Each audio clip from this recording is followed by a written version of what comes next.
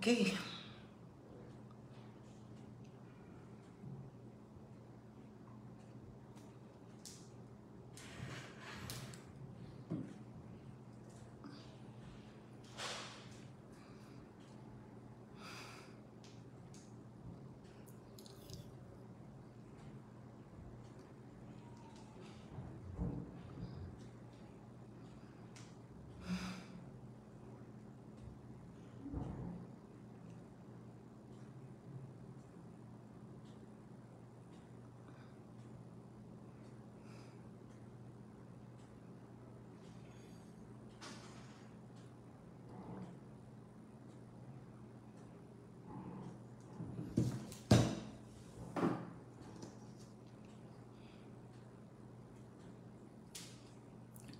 Okay, tingin ko naman babalikan naman to ng mga ibang viewers or magkakala to sa YouTube, sa TikTok, sa Twitter, or kahit saan. Iwasan ko muna yung mga comments.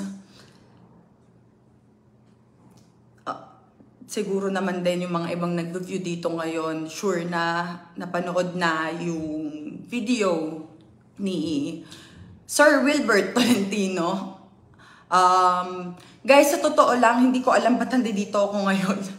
Like, sinabi ko na sa buong buhay ko na hindi na ako magla-live, lalong-lalo na about sa issue. Iiwas ko na yung mga malalalang issue sa social media na dapat hindi naman na pag-uusapan dito. Mas dapat na pag-uusapan sa personal. Pero wala akong choice. Kasi nakita nyo naman na siguro napanood nyo na naglabas si Sir Wilbert ng video. And maraming taong nadamay. Maraming kasinungalingan.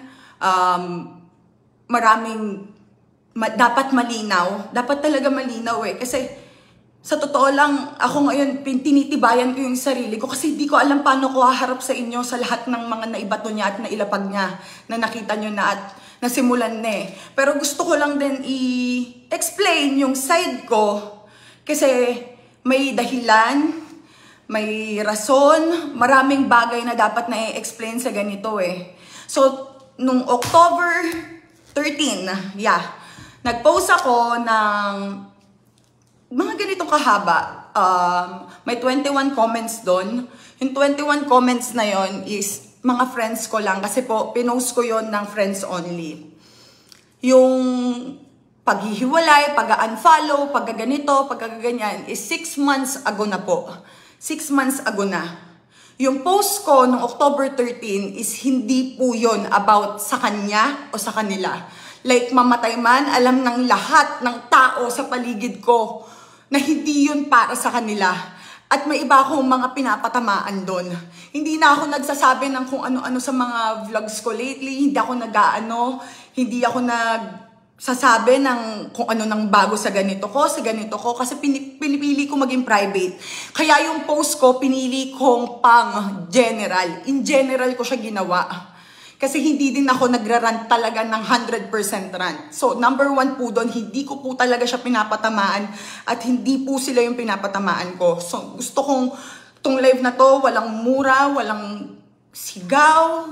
Susubukan ko maging mahinahon, maging kalmado, kahit na yung dibdib ko gumaganon talaga sa galit. Di ko, anong ganun? Ano yun? Walang cut. Walang cut. Ano ba? Yung sa live? Okay naman. Naglalag kasi. So ngayon po, nag-live ako. Kakauwi ko lang galing trabaho. Ito ay walang edit, walang cut, pawang katotohanan lamang. Hindi po ako gagawa ng any paawa dito. Maiwan na kung sino maiwan. Subscribe kung unsubscribe dun sa mga tingin na ganun ako. Pero gusto ko lang din i-explain yung side ko dito. Isa-isayin natin lahat kasi ang dami doon na hindi totoo. At ewan ko, hindi ko alam, parang nararamdaman ko, hindi ko na dapat i-explain yung sarili ko pero kailangan kong gawin kasi ito yung mundo ko, ito yung gusto nila, ito yung dapat na, tingin kong dapat na. Okay, nag-message ako kay Ma'am Wilbert. nitong nakaraan lang, dahil doon sa post ko, nag-message siya sa friend ko, kay Melissa, na sinend niya yung screenshot nung post ko. Tapos, ang ginawa niya, sinend sa akin ni Melissa. So ako, feeling ko, nagkausap na sila ni Donna before, nagkaroon kami ng alitan. Ikukwento ko sa inyo kung bakit, kung paano lahat na to nagsimula, lahat-lahat. Nagkakilala kami ni Ma'am Wilbert dahil sa friend ko, si Jomar. Si Jomar is yung naghahawa kay Ma'am Wilbert sa mga pa-collab ganito, ganyan. Sakto po nun, buntis ako, namumblema ako dahil po, ang gumagastos naman po talaga is ako. At yung partner ko, that time walang pera. Kaya po gipit ako. So, may partner ako Isipin nyo, yung unang trabahong tinanggap ko is Jowa Challenge. Kahit may partner ako at pinaalam ko yon sa kanya na kailangan ko tanggapin yon kasi kailangan ko mag-ipon ng pera. Marami akong trabahong hindi na natuloy dahil buntis ako, kaibigan nun. So, dumating si Jomar, inaalok niya sa akin si Ma'am Wilbert as client. Syempre tayong mga influencer, social media, or vlogger, artista, kahit ano, di ba meron tayong mga tinatawag na talent fee? Kapag pinakinabangan tayo sa isang video, pinotoshoot tayo, or kahit ano, may talent fee po tayong tinatawag. Lalo na kung hindi naman kapwa artist yung makakasama natin sa isang video. So, ako po, kinulit po ako ni Jomar dahil bagong salta si Ma'am Wilbert sa YouTube channel at gusto niya ng subscribers. So ngayon po, bakit po yung in-upload niyang video is may mga countings doon. I-explain ko po sa inyo yan isa-isa. Is because kada po collab niya na nagbabayad siya, kailangan pong i-promote ng sobra yon para po maibalik yung ibinayad niya. So wala pong gamitan doon.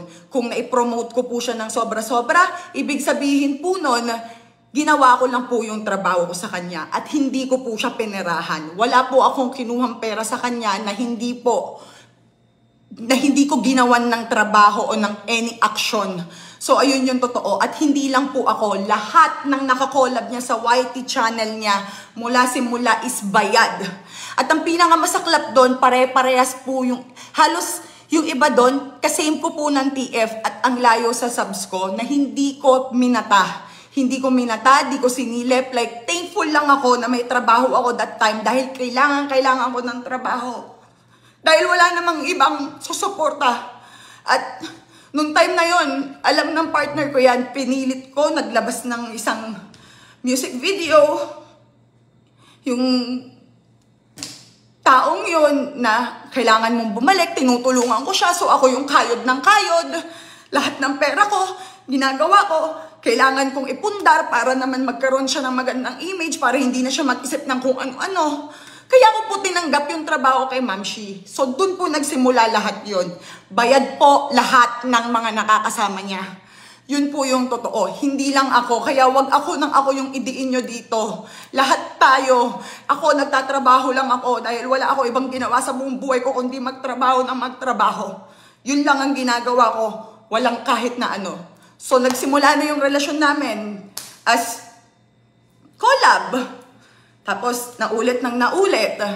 Tapos, sabi niya, hanapan ko daw siya ng mga ibang artist na makaka-collab. Ito po, real talk ha. Real talk nang gagaling sa vlogger na katulad ko. Hindi po, porket vlogger na mataas ka, ganito, ganyan. Mapera ka. Tama si Makagago. Hindi totoo lahat ng nakikita niyo sa social media. Siyempre, kailangan mag-ayos ng mga yan. Magmumukha talagang mahal yan. Pero totoo, yung iba dyan, kayod ng kayod. Yung iba nga wala pang sariling bahay. Yun yung totoo. Kaya kailangan mong tumanggap ng trabaho. As ikaw, na gusto mo ng mas magandang paganda ng buhay mo, anong kailangan mong gawin? Kailangan mong magtrabaho. Doon nagsimula lahat yan. O ngayon na nagtrabaho ako sa kanya, nabuo yung relasyon na hindi ko alam hindi kita nilayo sa Team Horror. Ikaw pa ang nagsasabi sa akin na Kada makikita ka nila kahit walang vlog or collab, nagbibigay ka ng pera kasi expect na nila yun, tumatawag na sa'yo na madaling araw. Tatawag ka pa sa akin, nandito ako nak sa ganito, alauna na madaling araw. Kasi si ganito, hindi ko babanggitin yung mga pangalan dahil ayokong mapahiya sila, kagaya ng ginawa mo sa akin na pagpapahiya dun sa mga nasabi ko sa'yo. So ngayon, hindi ko sasabihin sa'yo lahat ng mga taong kung paano niya ako kasi ginanyan, kung paano niya ako pinahiya ngayon, ginagawa niya rin sa lahat yan. Totoo yun. Totoo yun. Pero hindi ko sasabihin kung sino at kung ano yung mga pinagsasabi mong malalala.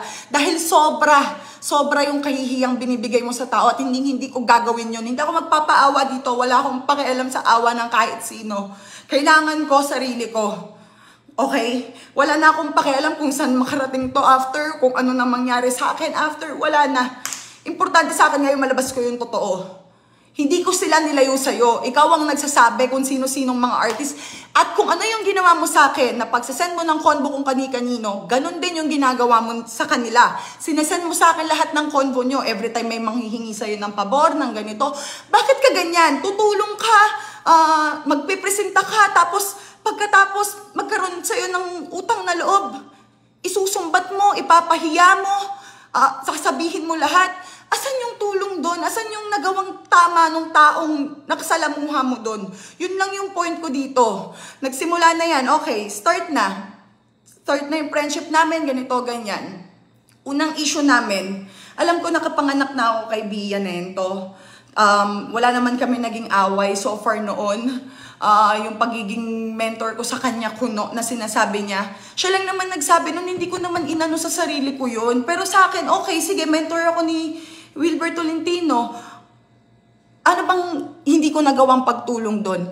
Ang nagawa kong trabaho doon, yung per appearance ko sa video, pagpo-promote ko sa social media.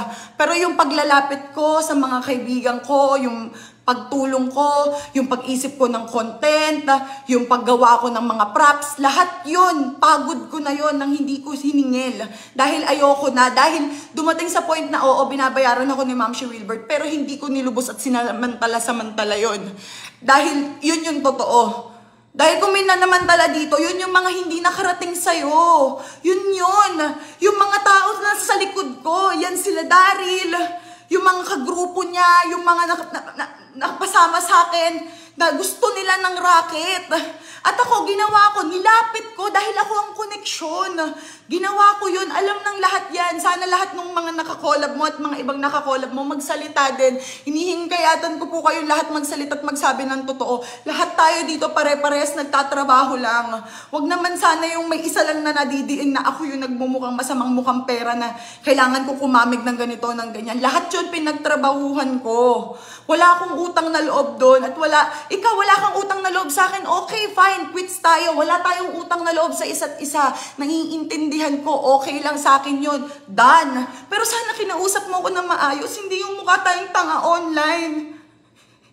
Personal na buhay ko, hindi ko sinabi dito.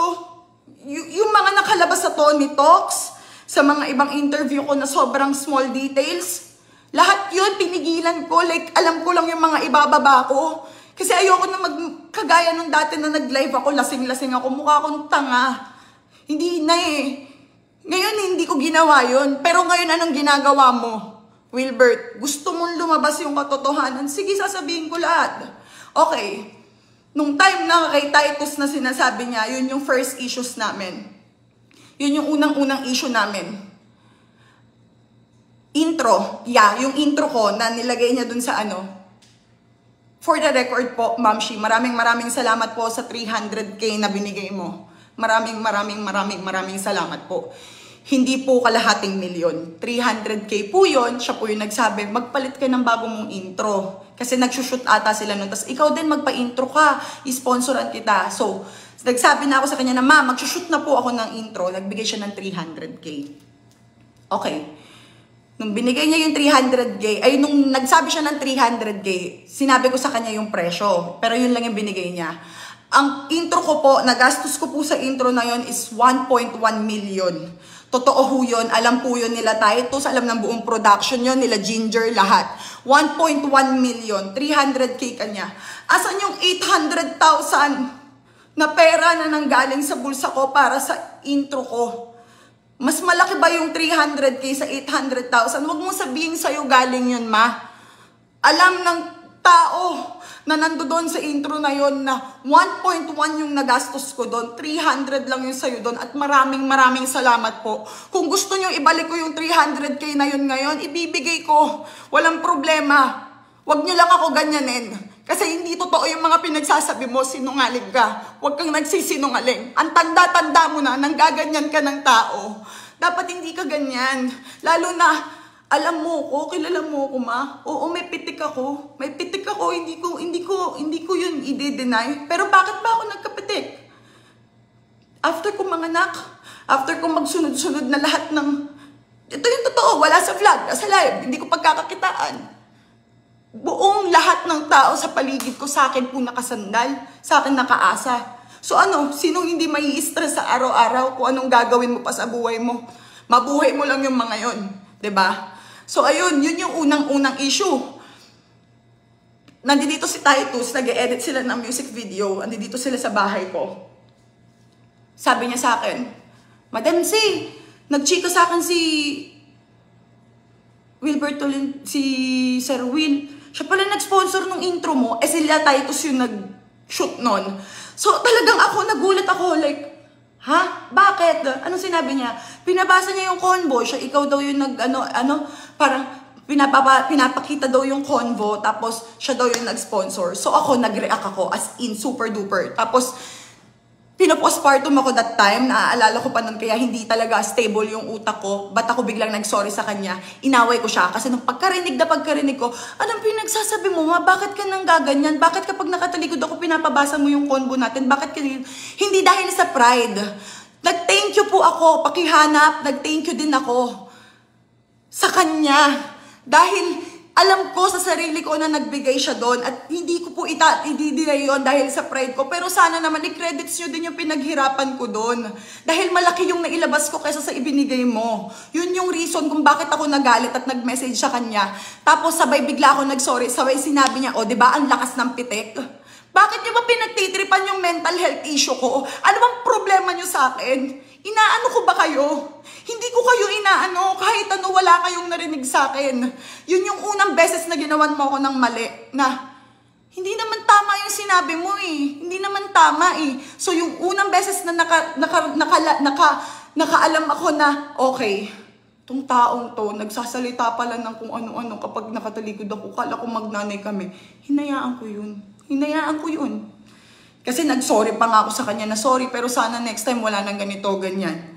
Hinayaan ko. Pagkatapos nun, pangalawa, ito na yung sinasabi niya na i-win back mo si paring Daryl.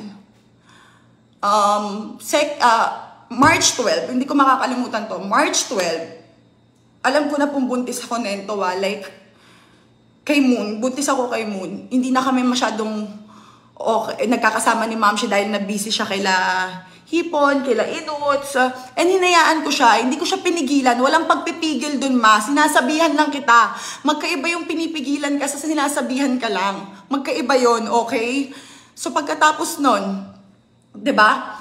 Tinawagan kita dahil lumayas si Daryl nun dito sa bahay, iniwan niya ako, hindi ko na kaya, wala akong kaibigan na kahit sinong kausap, saktong tumatawag ka sa akin. Tapos napa-open ako sa'yo. Sabi mo sa akin, puntahan mo ako. Ngayon pumunta ka. Hindi mo pa alam na buntis ako nito. Ngayon pumunta ka, pagpunta mo, nag-iiyak ako sa'yo. Na iniwan ako ni Daryl dito sa bahay. Tapos sinoping ko sa'yo, buntis ako. Kitang-kita mo yung stress ko nun. Nakikiusap ka pa sa mga tao dito na huwag yung pababayaan si Zainab ba?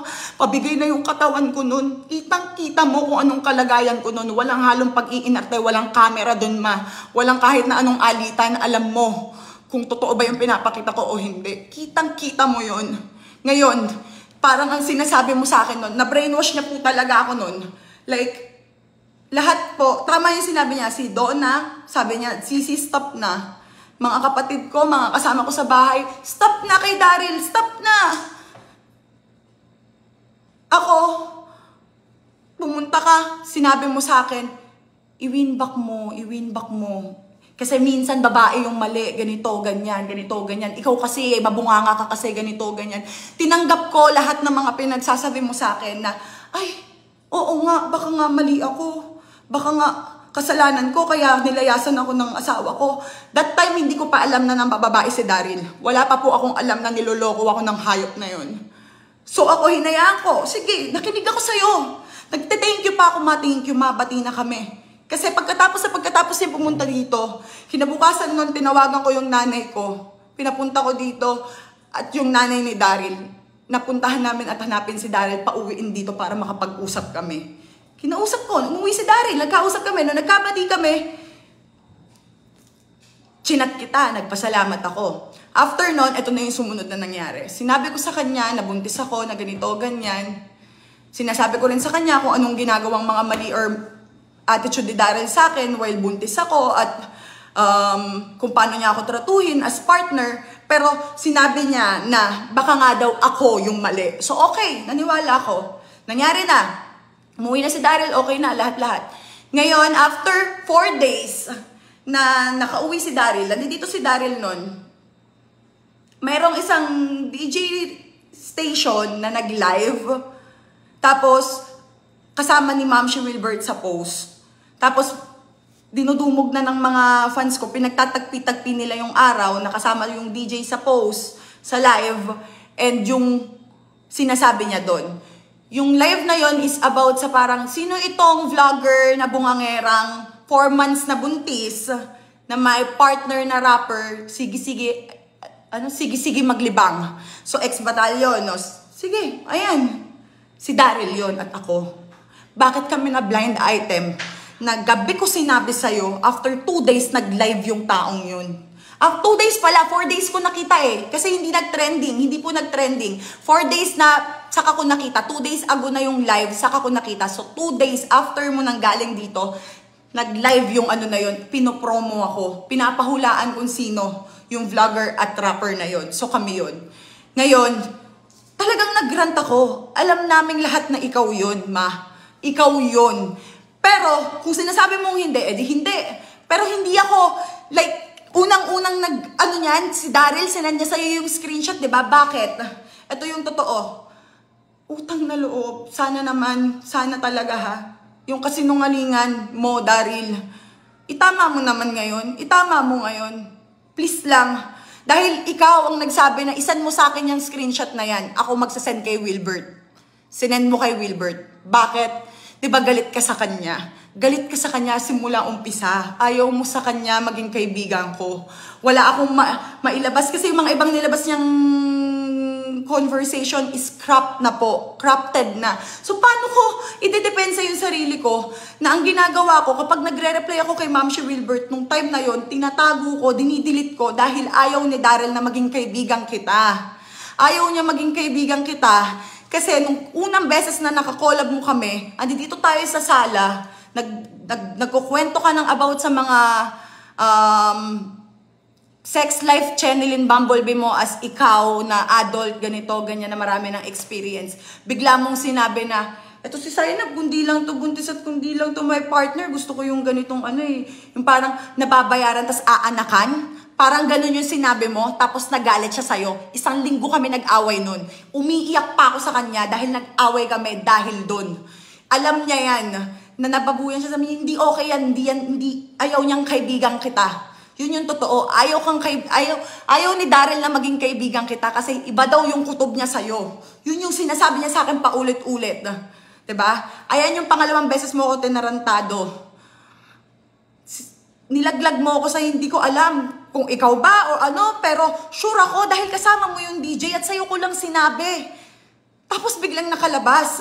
Alam mo ba yung kalagayan ng buntis at depressed nung panahon na yon? Pinopostpartum ako ng 10 months pa lang ako. Buntis na ako kay Moon, may postpartum pa ako kay Bia, tapos pangalawa kay Moon, yung panibagong hormones sa katawan ko. Hindi ako nagsabi, hindi ako nag-live, hindi ako nag-post or anything. Kasi hindi ko hinayaan na pagpiestahan na naman yung kababoy-baboy na nangyari sa akin. So, nangyari na. Nagkabati kami. Sinanya sa'yo.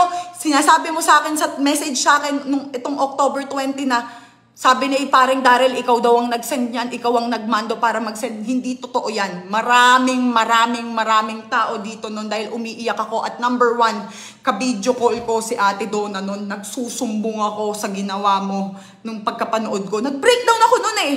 Ano ba akala nyo? Totoo yun. Tinatawag ako sa Ate Donna, tapos si Daryl side comment, tapos sinend niya sa'yo yung screenshot. Hindi totoong ako yung nag-send. Hindi ko nga nagawang mag-chat sa'yo nun eh. Sa sobrang ano ko eh. O, tapos no, nakunan na ako, nagkahiwalay na kami. Kailan dumating si Daryl? March 14, umalis siya ng bahay ko April 1. Yun na yung hindi ko nakaya kasi nahuli ko siya ng March 16. Nakita ko lahat ng conversation sa laptop. May mga nagsumbong na sa akin, kaliwat kanan ng lumabas yung totoo na ginagago niya ako. Meron pa nga buntis pa ako kay Bia. Buntis pa lang ako kay Bia. So hindi ko alam kung ano talagang mga pinaggagawa mo. Ngayon, iniwan ko pinaalis ko na si Daryl. April 1 yan. April 1. Hindi na kami nagkausap yan ni Mamshi or anything. After ilang bago mag Mother's Day, lumabas yung Tony Talks, diba? After ng Tony Talks, medyo okay na ako noon 2 weeks, 3 weeks bago mag-birthday si Bia. Pumunta ako sa isang lugar. Hindi ko pwede sabihin kung anong lugar to eh. Matutus niya kaagad eh. Ayoko mandamay kasi hindi ko ugali yun. Hindi ko ugaling nandadamay ng tao. Hindi ko sila idadamay kasi alam ko kung anong gagawin mo sa kanila.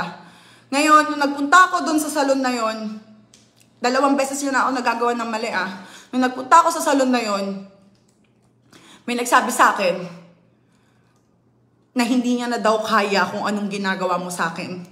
Bukod sa kaliwat ka ng bad words na sinasabi mong ugali ko, ganito ko, ganyan ko, kung ano-ano ang paninira, pinaka hindi ko kinaya nung sinabi na pinapahanap mo yung kabit kasi hindi ko ginawa yung TikTok. Ganito yung kwento nun. Nag-message siya sa akin after nung trending na hiwalay na kami ni Daryl. Pinapatiktok niya sa akin yung kanta ni Madam Inuts. Ngayon, tinatanong niya yung rate ko. Binigay ko yung rate ko, pero yung binigay kong rate is totoong rate ko naman talaga. Hindi ko alam kung nalakihan ba siya or what. Wala akong alam eh. So sabi niya, okay, sige. Nagganon lang siya. So after nun, pero ang sinabi ko doon hindi ako magaling talaga sumayaw kasi umiiwas na ako. At ayoko na nga ng any work sa kanya kasi iniwasan kong tumanggap ng work sa kanya lately kahit okay na kami. Dahil nga, nararamdaman ko na parang sinusumbat niya yung parang pinagtatrabahuhan ko namin. Pinagtatrabahuhan naman namin yun. Hindi naman sumbat yun eh. Client ka eh. Hindi ka naman, yung binayad mo sa akin, nakuha mo rin naman, di ba? Nasa subscribers mo, nasa followers mo. Hindi lang sa YouTube, sa lahat ng social media accounts ko, pinromote kita. Kahit na ang layo-layo ng totoong rate ko. Kapag naningil po ang management ko sa mga trabaho ko. Hinayaan ko lang. Dahil mas kailangan ko, mas madali ako makapag-isip ng content na pwede kong ipasa sa'yo as parang nagdedirect ako ng contents ng mga vlogs mo. Ayun lang. Pero hindi ko alam na mamasamain mo pala yun. All this time, hindi ko alam. Ngayon, ipapahanap mo yung taong dahilan kung bakit nasira yung ulo ko, bakit nasira yung pamilya ko, bakit walang tatay yung anak ko, bakit mag-isa akong naglilibing ng anak ko. Paano mo nagawa yun? Hindi ko alam. Hindi ko napipigilan yung emosyon ko eh. Nasasaktan talaga ako kasi hindi ko gagawin sa iyo yun. Hindi ko gagawin sa iyo yun. Anong petsa yun? May? May? Pinapahanap mo yung taong dahilan kung bakit nagkaganito ako? Bakit? Para yamutin ako kasi hindi ko nagawa kung ano yung pinapagawa mo. Sana kinausap mo na lang ako. 'Di ba? Na ayoko na lang sa'yo, gusto ko na lang, kukuha na lang ako ng or wag mo na lang ako kausapin kahit kailan. Hindi yung nagpe-pretend ka na para tayong okay at wala kang ginagawang masama sa akin. Kahit meron naman talaga. Meron at meron. Alam mo sa sarili mo yan, ang dami mo nang nakadikit. Yan sila Sashna, sila Jomar, sila Angge.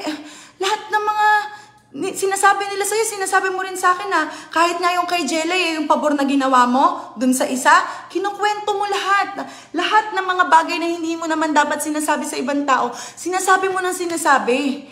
Bakit? Kasi ganyan talaga yung ugali mo. Hindi tayo parehas.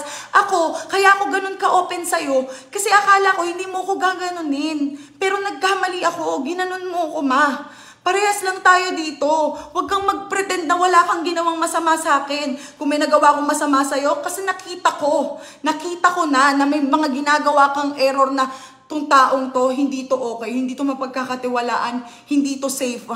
Hindi ako nagsisinungaling dito. Like, eto na oh. Eto na ako lahat. Wala na akong dapat itago ngayon. Nakakahiya na. Totoo. Wala na. Oh, pagkatapos nung live, pinuntahan kita, birthday mo pa, 'di ba? Inayaan ko yung live na pinagkalat na buntis ako. Baka ngayon si Ma'am Shi, pinapaniwala ko yung sarili ko na hindi niya ako gagawan ng ganyan. Kahit na si Daryl yung nagdidikdik sa akin noon at yung mga tao dito na sure yan kasi merong ganito, ganyan. 'Di ba? Pumunta ako sa birthday mo, tapos after nun, ganun yung gagawin mo. Kaya kita in-unfriend at in-unfollow. The rest, lahat po ng nadamay na in-unfriend at in-unfollow ko, lahat po ng pina-follow ng mga partido ng ex ko, tinanggal ko talaga sa mga Facebook ko, sa Instagram ko, sa Twitter ko, sa kahit saan, kasi ayoko nang makakita ng kahit na anong shit. Gusto kong gumaling. Gusto kong umokay. Kasi wala namang nakakaalam nun eh. Walang kahit na anong makakapagsabi sa inyo nun kung hindi yung mga taong kasama ko. Yung mga taong kasama ko ba nagsalita? Hindi nagsalita yung mga yan. Hindi nakalabas. Kasi pinili ko na hindi sabihin, kagaya ng mga sinasabi nyo sa akin na parang ginagamit ko yung personal kong issue para pagkakitaan. Sana nag-upload ako ng vlog tungkol doon. Sana hindi ako nagpa-interview sa iba para hindi nyo isipin na gusto kong kumita ng pera, gusto ko gamitin yung personal kong issue para mag-trending ako. Sana ganon. Hindi. Bago nangyari lahat to, okay naman na yung YouTube channel ko eh. Masaya naman na ako eh. Hindi naman ako kailangan ng sobra-sobra eh. Kasalanan ko ba?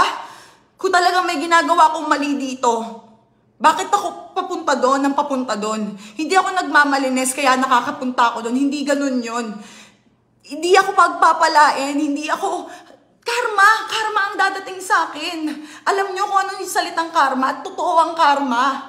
Bakit pinipilit nyo palabasin na mukha kong masamang tao? Bakit pinipilit mong hanapin lahat ng mga tingin mong, ay putang mukhang wrong to. Pag lumabas to, magagalit yung tao sa kanya. Bakit hindi mo sinabi lahat ng magagandang bagay na nagawa ko sa'yo? Bakit hindi mo sinabi lahat ng totoo? Kung bakit ko ayaw kay ganito, kung bakit ko ganyan. Lilinawin ko na po dito. Unang-una, pasensya po sa lahat. Unang ginawa ko ngayon, bago ako nag-live talaga, tinawag ako si Alex, nag-sorry ako sa kanya. Sinabi ko sa kanya na sinabi ko yung rate niya na yun dahil yun yung sinabi ni Ma'am Shi na nanggaling sa team ni Alex. Pero nakausap ko kasi si Ate Alex that time na ang sabi niya, ayaw ko yung collab kasi ayaw ko yung nagbabayad. So, hindi naman pare-pareha sa mga vloggers. Si Ate Alex ayaw niya ng ganun eh. Ako kailangan ko, kaya pasensya na po. Kung iba yung titignan nyo, hindi ako mukhang pera, nagtatrabaho lang ho ako. Okay, so nung paulit-ulit ako kinukulit ni Ma'am Shi Wilbert tungkol kay Alex, yun na yung sinabi ko. Yun yung sinabi ko. Kaya unang ginawa ko, nag-message ako, nanghingi ako agad ng sorry. Sobrang sorry po. Pangalawa, kay Donna. Sinabi ko, sabi ni Wilbert doon, tinatrash talk daw kita kung ano-ano daw mga malabo yan. Like, alam ng lahat kung gaano ko kamahal si Ate Donna. At alam ni Ate Donna kung gaano ko siya kamahal. Hindi ko gagawin sa kanya yun. Yung kay Ate Jella ay crafted na yung sabaw. Si Ate Jella yung pinakasabaw sa amin, haha, shh ka na lang. Kasi totoo, si Ate Jella yung pinakasabaw sa amin and joke namin yun, magtutropa. Hindi ko alam bakit parang gusto mong palabasin na mukhang masama yun. Hindi ko gets. And minessage ko si Ate Jella, nag-sorry din ako. Ate, sorry. Nag-sorry na ako. Si Ivana, tinawagan ko din.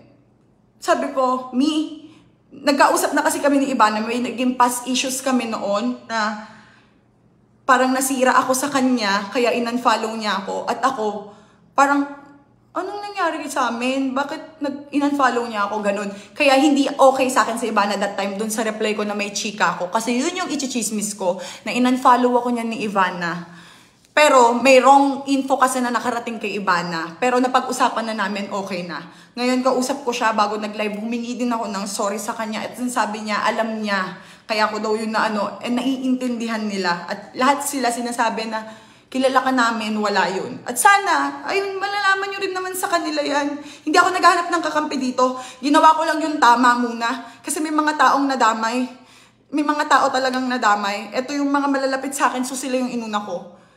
Panglima si Makagago, tinry ko siyang i-message. Pero nakapag-post na siya. Hindi ko na mapipigilan yun.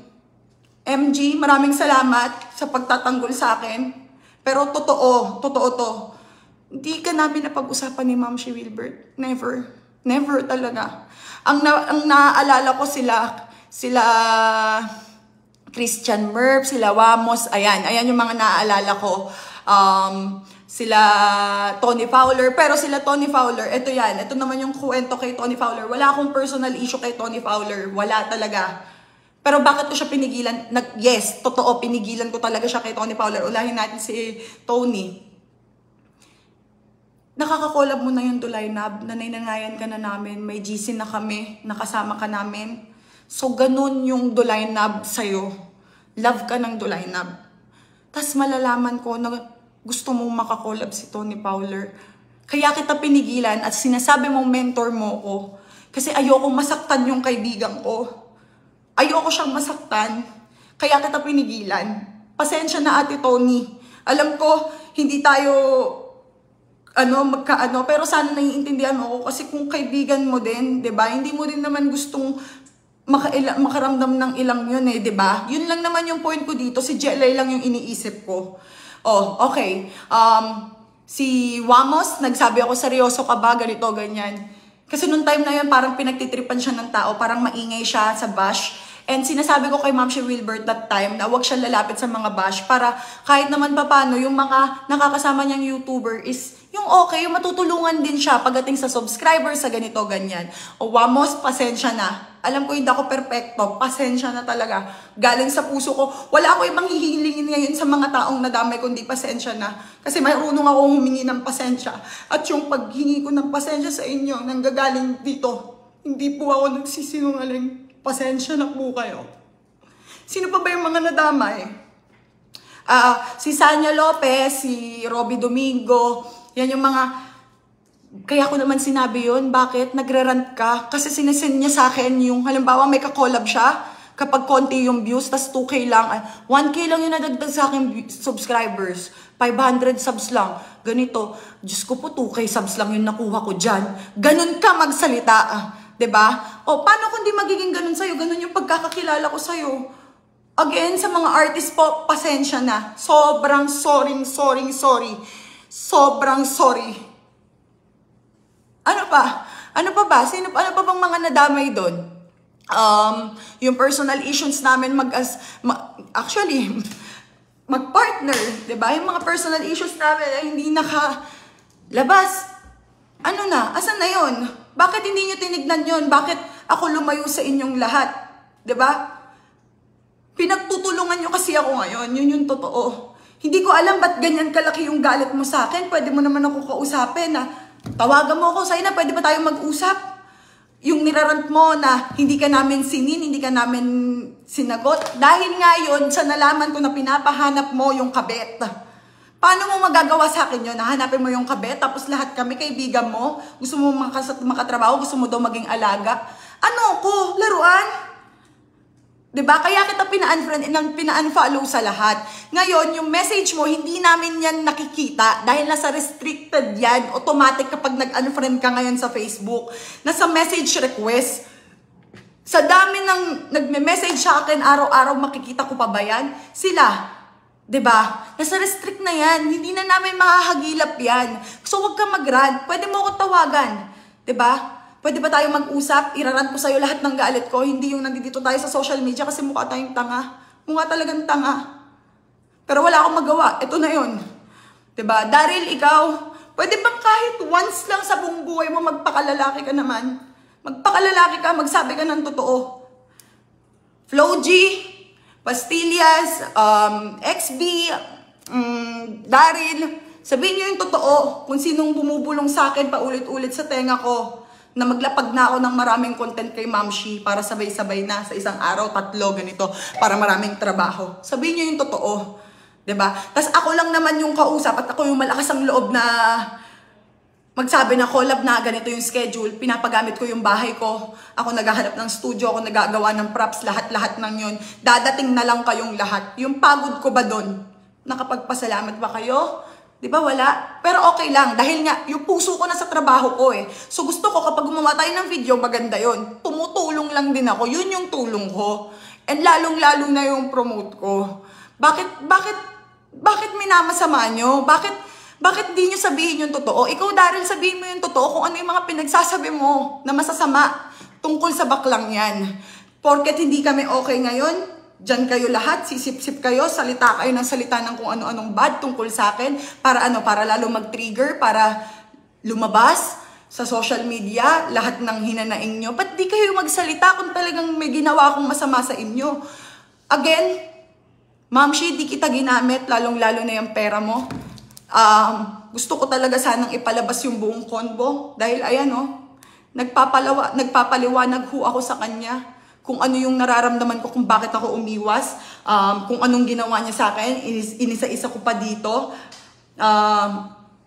Lahat yan, nag-e-explain ako sa kanya nung sinabi niya na siya yung pinapatamaan ko sa post ko, kahit hindi naman talaga. May personal akong buhay ngayon. Yung personal kong buhay, nilalayo ko na. Nilalayo ko na hanggat maaari. Tigilan niyo ako. Tigilan niyo ako. Kung tingin niyo may ginawa akong masama sa inyo, or may ginawa akong masama sa pagkatao ko, pare-parehas tayong may ugali dito, malala pa kayo. Pero lahat yun, nakikisama ko. Lahat yun, tiniis ko. Lahat yun, hinayaan ko. So, hindi lang ako yung masama dito at hindi ko din sinasabing lahat yun, biktima ko. Pero bago ako nag-react ng ugali ko, yun lang yung masasabi ko, sigurado ako. Bago nyo nakita yung kinabubisitan yung ugali ko, yung bunganga ko, dahil yun sa mga pinagagagawa nyo sa akin, lahat yun, hindi ko makakalimutan yun. Lahat ng ginawa nyo sa amin, mag-iina. Wala talaga kayong pakialam. Yung private life niya na as a partner, bakit sa kanya nakalabasin yung dalawang... Yun nga eh, di ba? Daryl, ano ba gusto mo ba? Lahat? O sige, sabihin na natin dito. Sinira ko yung studio niya. Totoo. Bakit? Pera ko yun, Daryl. Lahat ng resibo nandito dito. Lahat ng ginastos ko sa'yo. Sa mga music video mo, sa mga parts ng sasakyan mo, sa buong PC mo, lahat yan, Daryl, lahat ng damit mo, lahat yan ako. Bakit after ko kayong gawan ng maganda? Bakit after ko kayong matulungan na, huwag naman na tayo maglokohan dito, alam naman na natin lahat yan, sa inyo na nanggagaling, na ikaw yung malakas, o ako yung malakas, bakit di nyo ba ako napakinabangan? Diba, ikaw ang lahat ng vlogs mo, hindi ko sinusumbat to nasasaktan lang ako. Alam mo lahat ng paghihirap ko, men. Alam mo lahat yan. Asan ka? Bakit bigla kang nawala? Diba sabi mo, asaside kita, kampi ka sa akin, iwan mo na yan si Daryl, hindi na magbabago yan. Kukwento ka pa sa akin ng mga past life mo. Nakunan ako kay Moon. Sa burol, sasabihin nyo, lahat yun joke. Lahat kayo nandoon, nakita nyo kung nasan ako. Nakita nyo kung anong nararamdaman ko. Pinipilit kong kumalmaro. Pinipilit ko. Pero okay lang. Diba? Kayo yan eh. Wala naman akong magagawa eh. And hindi ko naman mapiplease na yung tao eh. Kung tingin nyo pong user ako, okay, isipin nyo. Basta ako, hindi. Alam ng puso ko yan, lahat ng tao sa paligid ko na never ako nag-take advantage pagdating sa pera, sa mapapala. Never ako nag-take advantage. Ewan ko lang kayo. Diba? Yung sa mga nag-take advantage sa akin dyan, sana kaya pa ng buto nyo. Talaga, promise, masayang-masaya ako kung ano ibibigay sa inyo ni God. Kung kahit ano yan, hindi ko na alam. Pero ako, wala na akong masabi. Hindi nyo alam yung pakiramdam na lahat ng tao sa paligid nyo. Minasama yung tingin sa nangyayari sa buhay mo. Lalong-lalo na nung nawala si Moon, Ben. Mas lalong, kung yung nakita nyong ugali ko, Ito sige, magiging honest ako. Hindi naman kasi ako peking tao kagaya ng iba eh. Wala, hindi ko kailangan mag-edit dito or mag-ano. Wala na akong pakialam dun ngayon.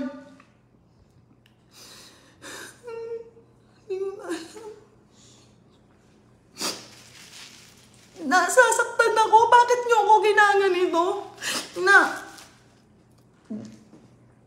After talaga, lahat ng tinulong ko, lalo na sa grupo mo, Daryl, sa'yo, kung paano ko kayo minahal, tinanggap, sinuportahan, na halos hindi ako natutulog, mag-isip lang ng kung ano-ano, para lang mabantayan yung mga ginagawa nyo. Ganun ko kayo sinuportahan, pero minasama nyo lahat yun. Bakit nyo ba minamasama? Iniisip nyo na nababaliw ako, iniisip nyo na may tama ako, iniisip nyo na ikaw, Daryl, sinabi mo sa nanay ko yan. Guys, sa totoo lang, ang tagal ko talagang nagtimpe.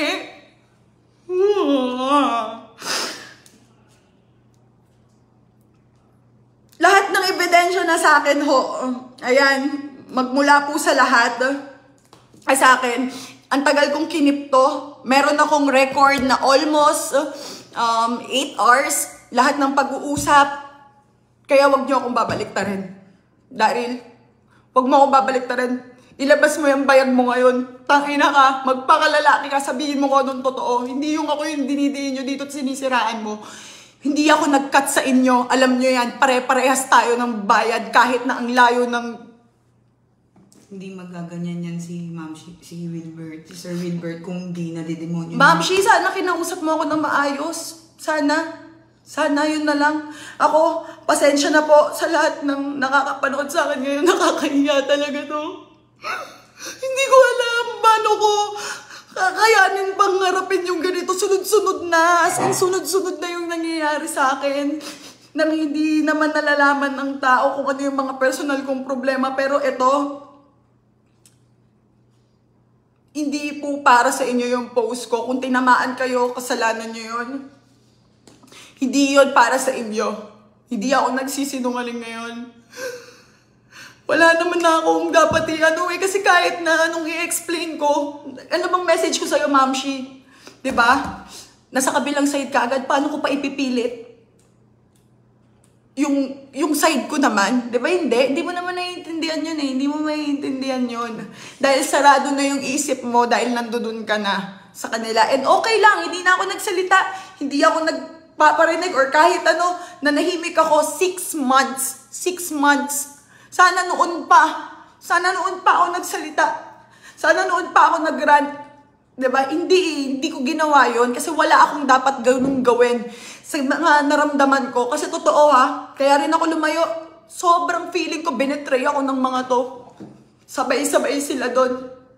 Yung kaibigan na parang ginawa kong kapatid na talagang lahat ng pabor ng yung puso ko, lahat ng gawin ko, dapat kasama ko siya kasi kaibigan ko siya, gusto ko siya kasama. Lahat, alam mo yan, kung ano ugali ko. Sa partner ko na dahilan kung anong nangyayari sa akin ngayon. Sana masayang-masaya ka. Sana masayang-masaya ka. Yun lang yung masasabi ko. Huwag mo kaming tigilan. Baliwin mo kami lalo, di ba? Huwag mo kaming tigilan, sirain mo lalo, sirain mo lang ng sirain, mandamay ka lang ng mandamay. Sige, para makita natin kung anong mangyayari. Ngayon, uulitin ko, pasensya na uli sa mga taong nadamay. Mamshi, tama na to. Kausapin niyo ako, hindi yung ginaganito niyo ako dito. Mukha tayong tanga bakit kailangan ingay, kailangan ganito, ganyan. Gusto niyo pinagpipiestahan tayo. Hindi na tama to eh. Maging matured naman tayo. Pinipili ko na yon dahil nanay na ako. Nanay ako mag-isa.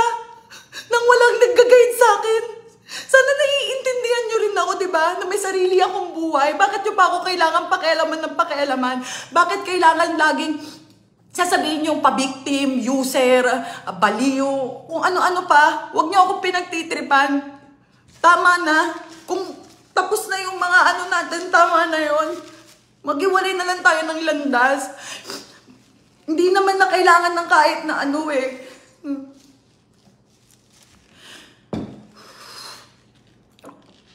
May nakalimutan pa ba ako, Ru? Tingin ko okay naman na. At least nakapaghingi ka sa kanila ng pasensya dun sa mga taong nadamay. Alam nyo, ito na lang yan eh.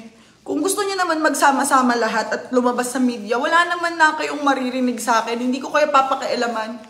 Huwag nyo na lang ako idamay. Huwag nyo na lang idikit yung pangalan ko palagi sa mga kung anong gusto nyong mangyari. Kasi hindi talaga ganun yung nangyayari. Hindi yun totoo. Tsaka hindi naman talaga para kay Sir Will yung post mo. Hindi naman talaga. Kailangan ko bang 6 months ago na ng mga nangyari sa PAS. Hindi pa ba kayo... Like, ayoko lang na, sobrang babaw lang na ito na. Dahil sa post, naggagaganyan ka, nagdamay ka pa na mga ibang tao. Ako, hindi ko sasabihin kung ano yung mga sinabi mo tungkol dun sa mga ibang taong malalaki. Mas malalaki pa ha. Yung mga nabanggit po dyan sa sa video niya, merong mga sobrang bigating mga tao at malalaking tao na sobrang niya siraan, i-bad talk, kung ano-ano sa akin. At ultimo lahat ng nakakasama ko.